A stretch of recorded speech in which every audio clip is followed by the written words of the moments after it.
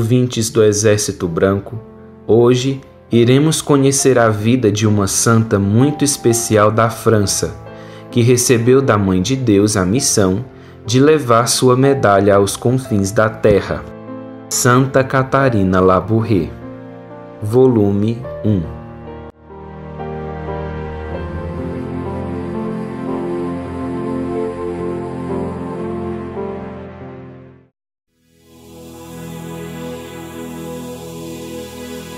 Nossa história começa com o pai de Santa Catarina, Pierre Labouré. Este grande homem religioso começou sua vocação no seminário, mas, após uma experiência breve, viu que aquela não era sua verdadeira vocação. Tempos mais tarde, conheceu a mãe da nossa santa, Louise Magdeleine Gontard, e casaram-se em junho de 1793, com quem criou 17 filhos em 22 anos de casamento. Na fazenda de Fay-les-Moutiers, na França, em 2 de maio de 1806, nasce um lindo bebê, que será registrado sob o nome de Catarina, que a família chamará carinhosamente de Zoé.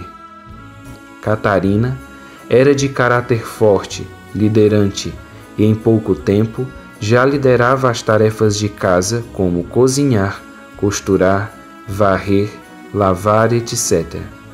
Sua mãe e seu pai a ensinaram a rezar e a dizer orações. Catarina teve em sua mãe um modelo de verdadeira cristã, mas quando ela tinha apenas 9 anos, sua mãe faleceu. Catarina então retira-se para um canto, onde estava uma imagem da Santíssima Virgem Maria. Ela sobe em um banquinho e diz: "Agora você será a minha mãe." Mais tarde, é enviada junto com sua irmã Maria Antonieta até a casa de um tio, onde permaneceram por cerca de 2 anos. Seu pai, Pierre, quis assim para que não ficasse sob o peso de muita responsabilidade. De volta a casa, Catarina Labouré ocupa o lugar de sua mãe, na administração da fazenda com apenas 11 anos. Ela diz a Tonine, sua irmã: "Agora é hora de tomar as rédeas desta casa." Ela se levanta de madrugada para começar sua rotina e volta para a cama somente quando toda a casa está em ordem. Certamente Catarina Labouré foi a coluna firme que ajudou Pierre a sustentar a família. Além de cuidar das vacas e da extração de leite, Catarina cuida da leiteria, onde manteiga e queijo são preparados. Ela também cuida do galinheiro e da horta, e também prepara as refeições de seu pai e seus irmãos e para os animais. Apesar da idade adolescente, Catarina tinha tanto em si o dom da liderança e da responsabilidade que administrava a todos os criados e fazendeiros com autoridade e perfeição. Catarina possuía um equilíbrio moral muito raro. Frequentemente, corria à igreja para se ajoelhar por muito tempo na umidade e no frio, diante de um quadro da Santíssima Virgem Maria que lá se encontra. Passava longas horas em oração ajoelhada. Isso a fez contrair uma artrose que a fará sofrer por toda a vida. Essa dor e inchados eram oferecidos em espírito de sacrifício por Santa Catarina ao Senhor, principalmente ao fazer as atividades domésticas. Catarina fazia jejuns às sextas e aos sábados, e desde muito nova aprendeu o espírito de penitência. Ajudava seus irmãos em suas orações e a todos dava exemplo de uma cristã fervorosa e exemplar. Com o passar dos anos, Catarina manifestou desejos de se entregar toda ao Senhor, mas encontrou muitos obstáculos e dificuldades. Aos 18 anos, ela tem um sonho profético, onde um velho sacerdote estava a celebrar a missa. Quando este lhe olha e lhe faz sinal para aproximar-se com a mão, Catarina entra em pânico. Em seguida, no mesmo sonho, ela foge da igreja e do velho sacerdote. Em seguida, no mesmo sonho, ela se vê ao lado da cama de um doente. O velho padre aproxima-se dela e diz: "Minha filha, é bom cuidar dos doentes. Você foge de mim agora, mas um dia ficarás feliz em vir até mim. Deus tem desígnios sobre ti, não o esqueças." Mais tarde, ao visitar uma tia em Châtillon, foi ao convento das Filhas da Caridade. Quando era conduzida a uma sala, Catarina gelou ao ver um quadro de um velho padre. Ela descobrirá que esse padre é o mesmo do sonho, e lhe dizem que aquele é São Vicente de Paula, fundador das Filhas da Caridade.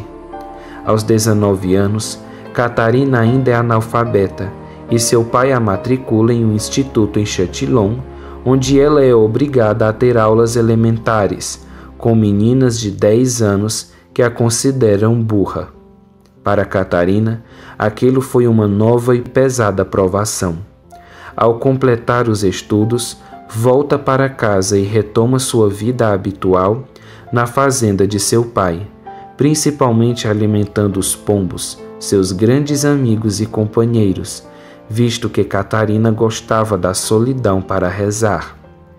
O desejo de se tornar uma freira vem mais forte em seu coração, mas aguarda o tempo propício para sair de casa.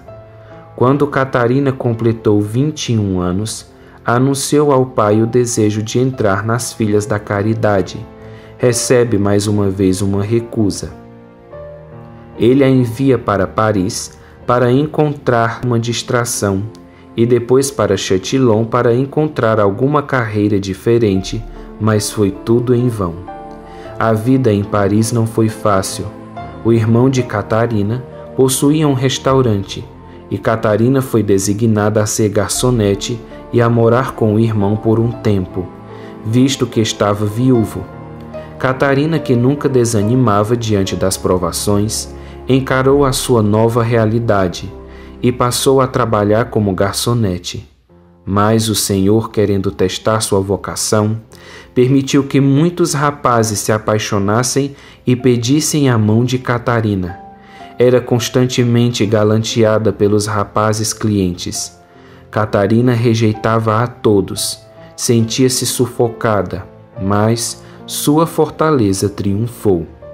Tempos depois, seu irmão casou-se novamente e ela se viu livre.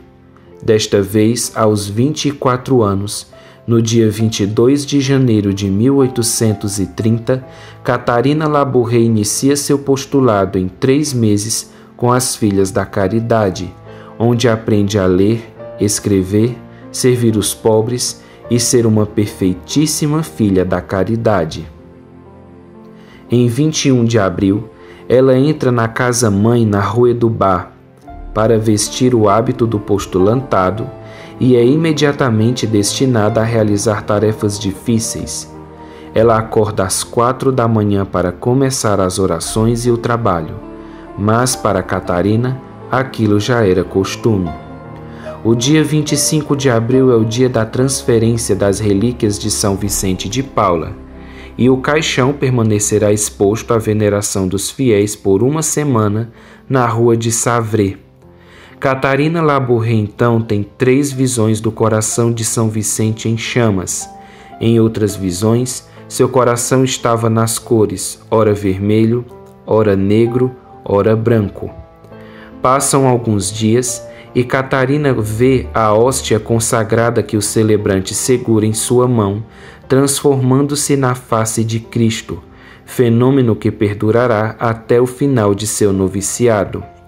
O milagre eucarístico de 6 de junho de 1830 prepara para uma aparição de Cristo Rei. Catarina Labouré viu Nosso Senhor Jesus Cristo vestido de rei, sentado em um trono. Trazia coroa e insígnias reais. Em seguida, seu manto, sua coroa e ornamentos reais caem por terra. Em seguida, a visão desaparece.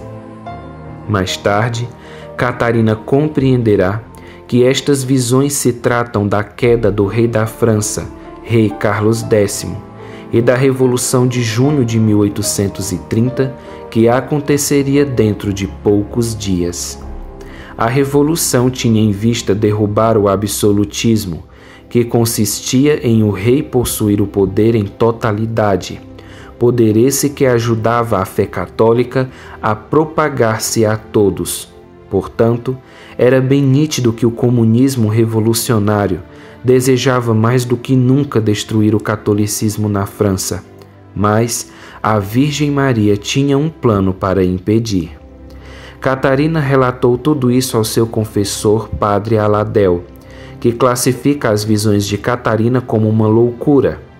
Catarina fica muito decepcionada, mas acata a opinião de Padre Aladel e mais tarde disse que Jesus se ocultava dela quando ela duvidava.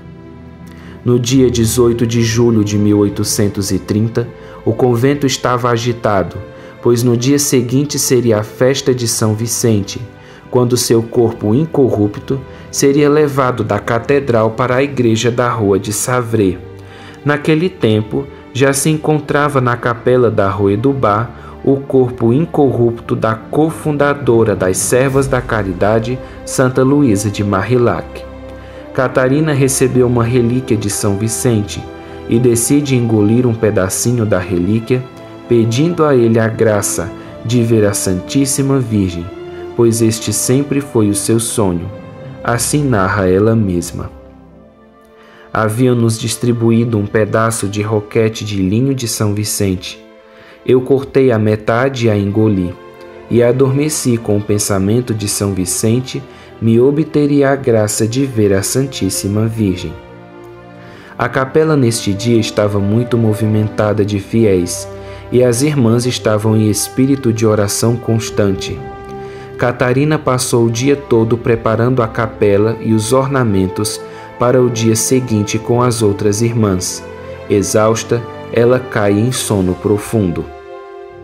Na mesma noite, em 18 de julho de 1830, Catarina é despertada do sono por um anjo, com as feições de uma criança vestida de branco. Este lhe acorda. Irmã Labouré, acorde, a Santíssima Virgem a espera na capela. Catarina puxa as cortinas e vê a criança que compreendeu ser o seu anjo da guarda. Ela arruma-se rapidamente, porém, teme que seja vista pelas irmãs. O anjo lhe diz: não te preocupes, todas dormem e não nos ouvirão. Vinde depressa. O anjo leva Catarina à capela da casa-mãe. Quando chegam à capela, Catarina percebe que esta está toda iluminada e, mais uma vez, teme ser vista por alguém. O anjo lhe fala: não te preocupes, vinde depressa. Catarina entra na capela com o anjo. Este dirige-se até a cadeira do diretor espiritual. Enquanto Catarina rezava, o anjo aponta com o dedo para a cadeira do frade diretor e exclama: eis a Santa Virgem. Catarina ouve então o ruído de um frufru de um vestido de seda agitado pelo vento e em seguida vê a Santíssima Virgem vindo sentar-se sobre a cadeira do frade diretor ao lado do altar. Catarina estava perplexa por ver que seu pedido fora atendido por São Vicente.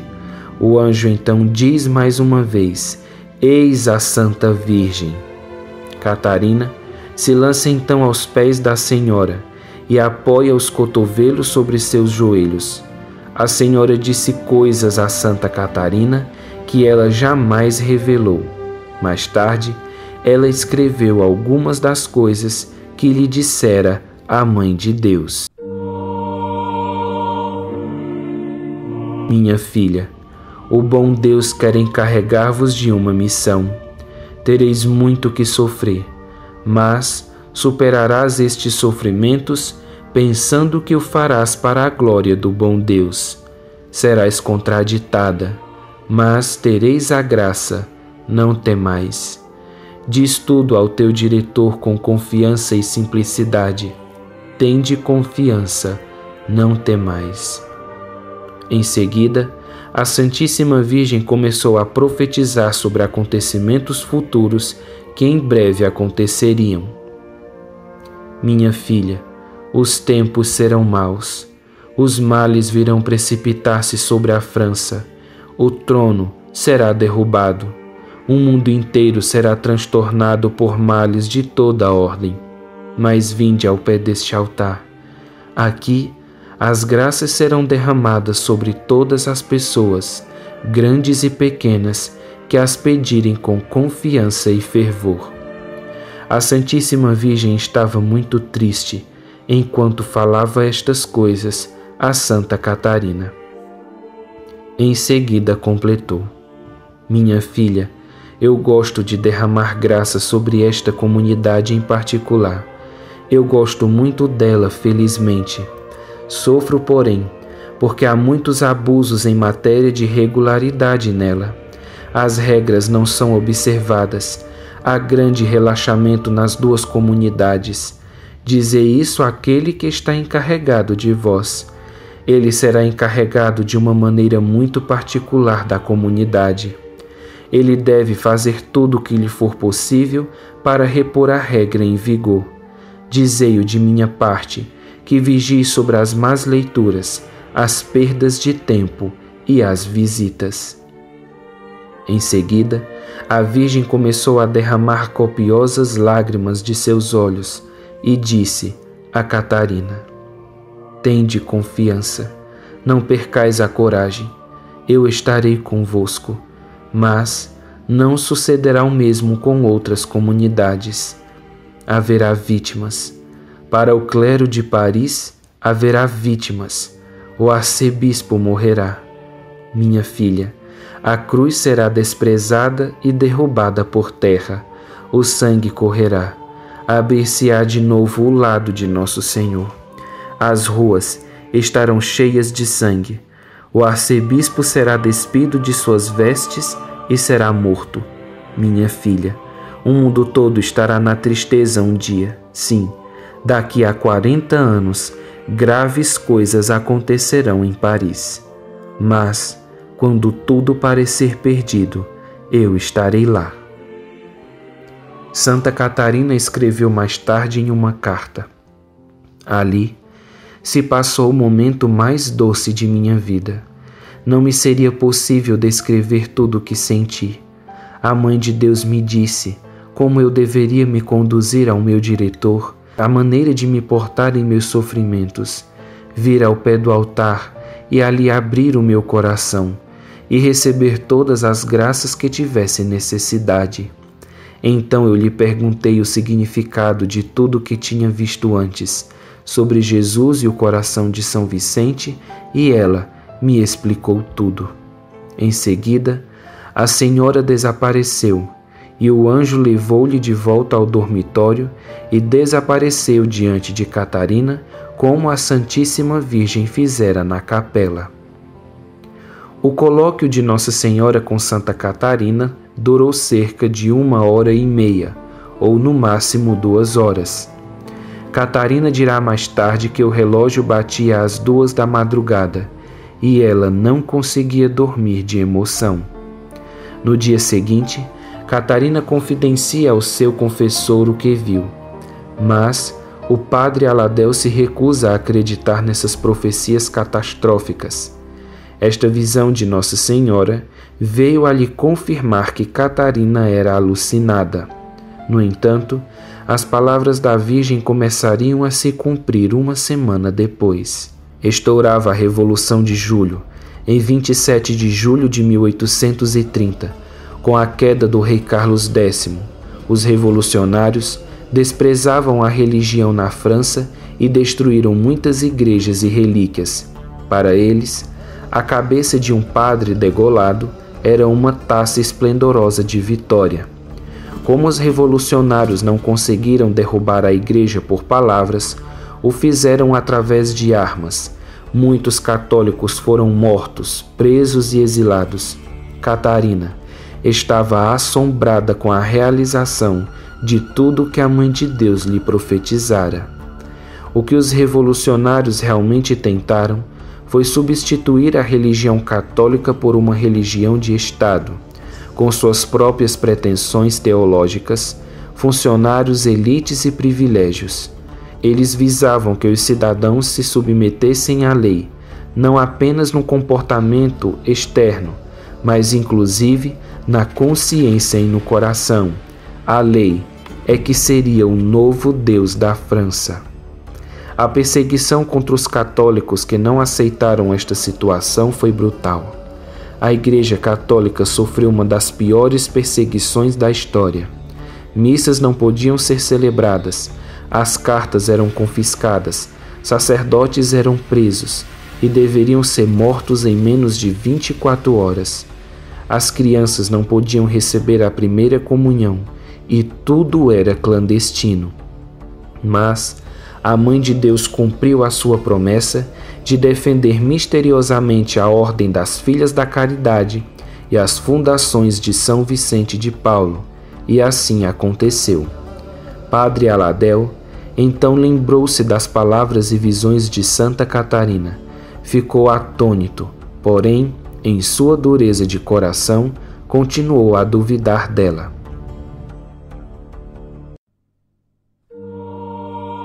Quatro meses se passaram e no dia 27 de novembro de 1830, sábado, às 5:30 da tarde, Catarina estava na capela fazendo a meditação silenciosa em companhia das irmãs, quando a Virgem aparece pela segunda vez. Ninguém viu nem percebeu nada do que se passava. Catarina ouviu mais uma vez um frufru de vestido de seda, som este que sempre precedia a vinda de Nossa Senhora. Em seguida, a Virgem apareceu sob um globo olhando para o céu e portando um outro globo menor dourado, encimado por uma cruz, em um gesto de oferecimento a Deus. Catarina percebeu uma serpente sob os pés da Senhora. Ela entendeu que a serpente simbolizava o demônio. Em seguida, a Senhora pisou sobre a cabeça da serpente, esmagando-a. Catarina compreendeu que aquele gesto significava o poder de Maria Santíssima sobre Satanás. Os dedos da Senhora estavam cheios de anéis com pedras preciosas, que desprendiam raios luminosos para baixo. Eram tantos raios que Catarina mal podia ver os pés da Senhora. Em seguida, a Senhora, baixando o olhar, disse: "Este globo que vês representa o mundo, a França e cada pessoa em particular. Os raios que vês representam as graças que eu derramo sobre as almas que creem em mim e rezam para mais pedir." Em seguida, Catarina viu ao redor da Senhora um quadro oval com a seguinte inscrição: Ó Marie, conçue sans péché, priez pour nous qui avons recours à vous. Ó Maria concebida sem pecado, rogai por nós que recorremos a vós. Em seguida, o quadro oval virou-se e apareceu um grande M encimado por uma cruz com uma barra horizontal. 12 estrelas coroavam todo o quadro oval. No centro, mais abaixo, 2 corações. Um coração coroado de espinhos que sangrava, e um segundo coração com um gládio que o transpassava, também sangrando.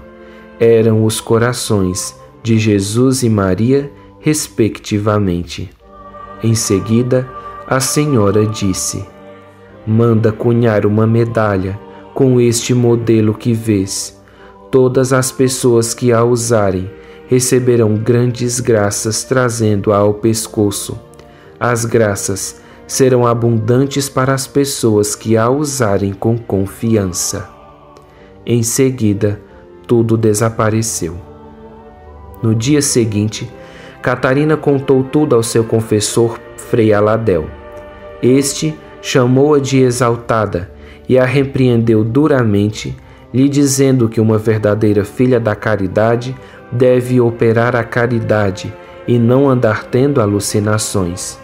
Tudo isso deixava Santa Catarina muito triste e desmotivada, visto que somente com permissão dos superiores tornará realizados os desejos da Mãe de Deus.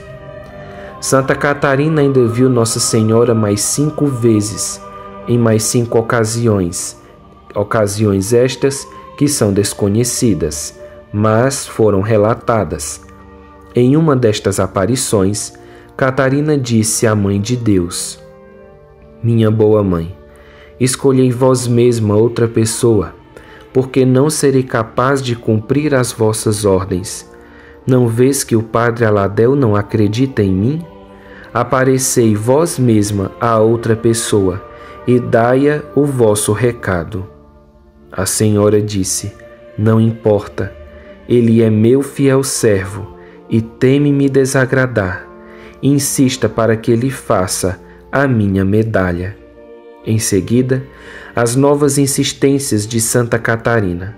O padre Aladel percebeu que Catarina era verdadeira serva da Mãe de Deus, visto que tudo que ela lhe havia confidenciado aconteceu infalivelmente. Depois de alguns dias, estamos no mês de dezembro. Catarina, como de costume, está em oração na capela. Sobre a data desta aparição, Catarina relatou que não se lembrava apenas do mês, que era dezembro. A Virgem aparece como da segunda vez, em novembro, com os dedos repletos de anéis, desprendendo raios, segurando o globo dourado em suas mãos. Em seguida, desapareceu o globo das mãos da Senhora e esta baixou os braços em direção ao globo maior a seus pés. Eram tantos e tantos raios que Catarina estava encantada. Em seguida, Catarina perguntou por que de algumas pedras não saíam raios. A Virgem lhe disse: As pedras de onde saem os raios são as graças que as pessoas me pedem. As pedras onde nada saem são as graças que os homens esquecem de me pedir. Catarina queria saber o que deveria ser escrito na parte de trás da medalha. A Senhora lhe diz: O M e a cruz já dizem o bastante.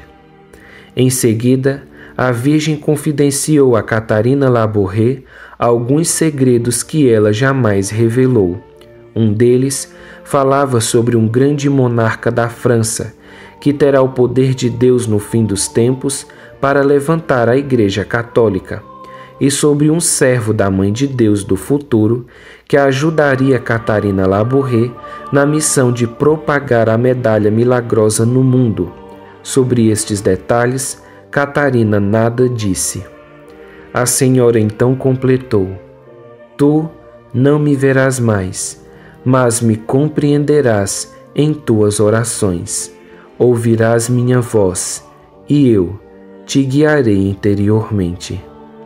Em seguida, a Senhora das Graças trocou o último olhar com Catarina e a visão desaparece pela última vez.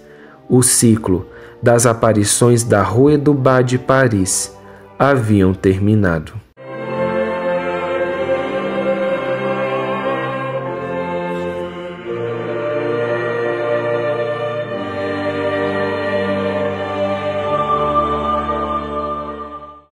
Catarina continuava insistindo com o padre Aladel. Ele continuava rechaçando-a, não querendo saber de suas visões para nada, e continuou tratando-a como uma louca. Ela continuou insistindo por 2 anos. Santa Catarina sentia-se desanimada mais uma vez e quase sem expectativas de ver a medalha pronta. Tentou com outras autoridades para fabricarem a medalha o mais rápido possível, mas o padre Aladel dizia que essa sua insistência estava levando-a a desobedecê-lo e que Catarina seria expulsa da ordem se continuasse com essa história.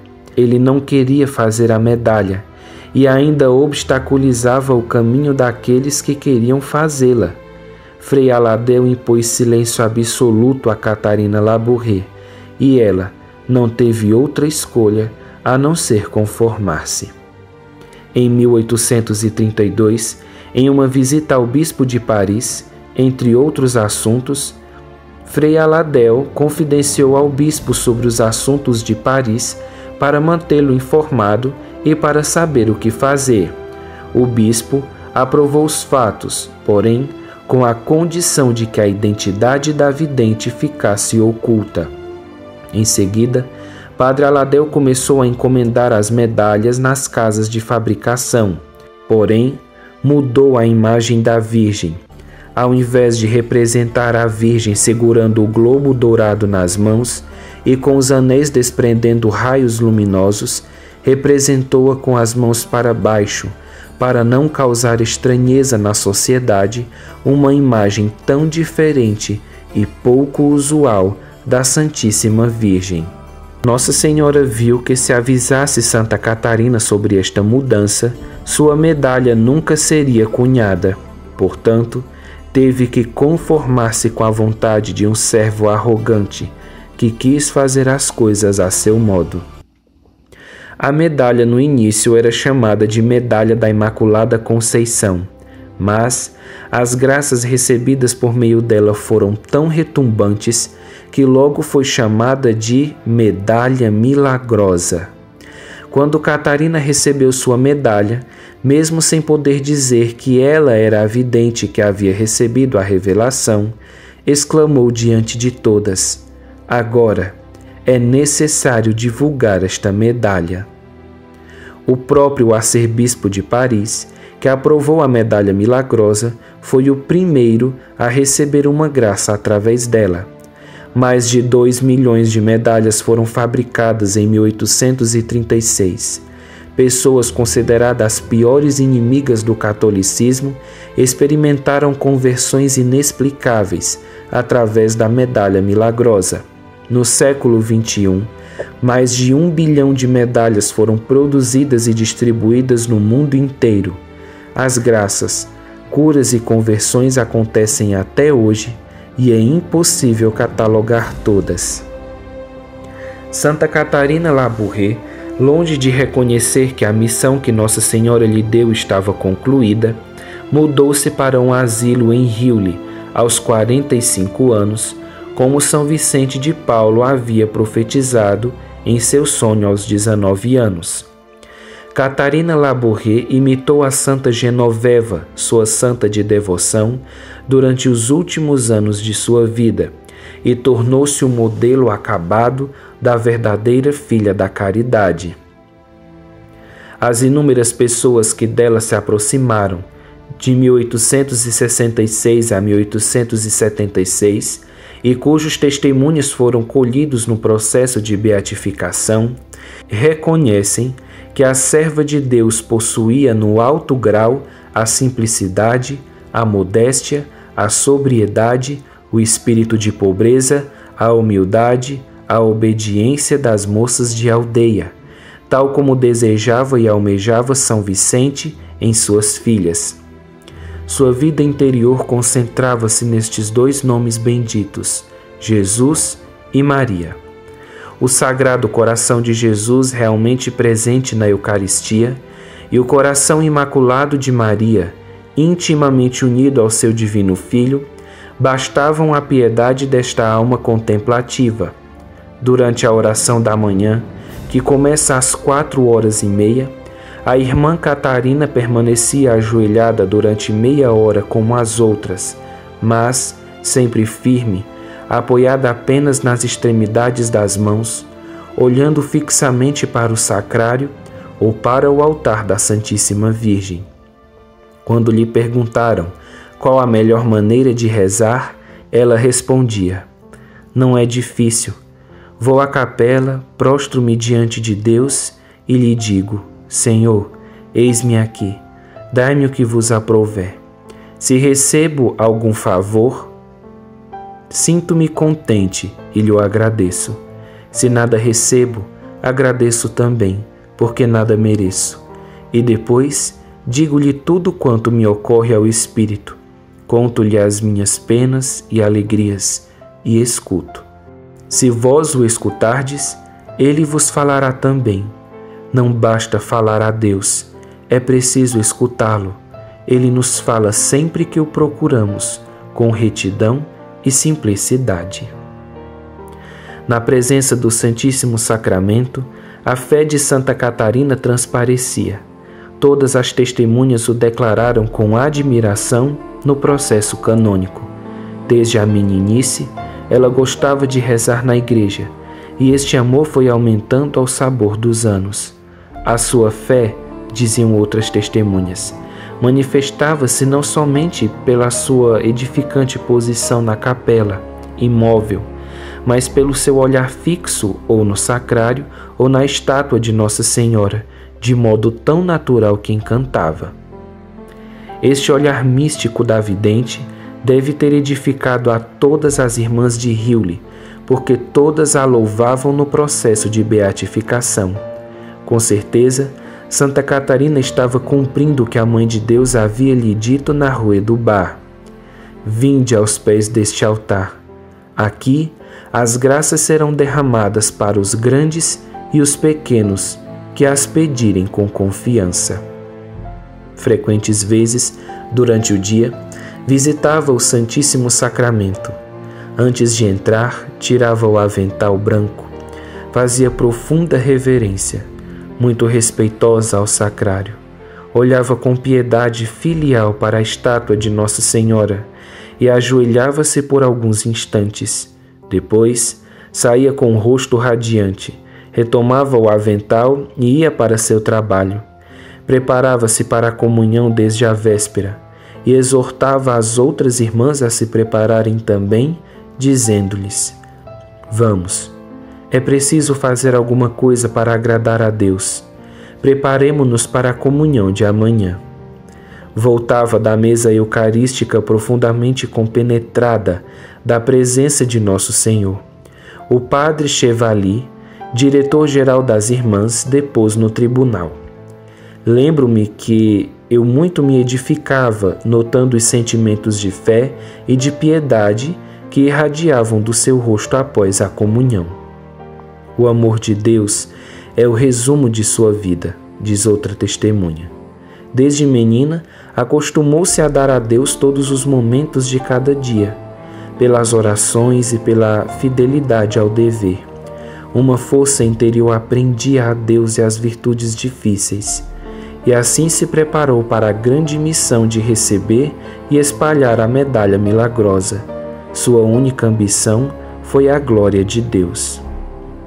A esperança era outra via que a inflamava de puro amor. Considerava Deus como seu fim e como sua recompensa eterna. Sua coragem provinha de sua confiança em Deus, declarou o padre Villette. Ela só queria os bens do céu. Este pensamento dava-lhe paz e igualdade de gênio. Trabalhava pensando sempre em Deus, diz uma testemunha. Pode-se dizer que sua vida foi um ato perene de amor a Deus. Ela vivia em constante oração, quer andando, quer trabalhando, afirma uma terceira testemunha. Santa Catarina almejava muito que a Virgem Imaculada fosse honrada como rainha no mundo inteiro, tendo até escrito as seguintes palavras proféticas em seu diário. Oh, como será belo ouvir-se dizer: Maria é a rainha do universo, particularmente da França, e as crianças exclamarão, e de cada um em particular com transportes de alegria. Será um tempo de paz, de alegria e de felicidade, que será longo. Ela será carregada em triunfo por todo o mundo.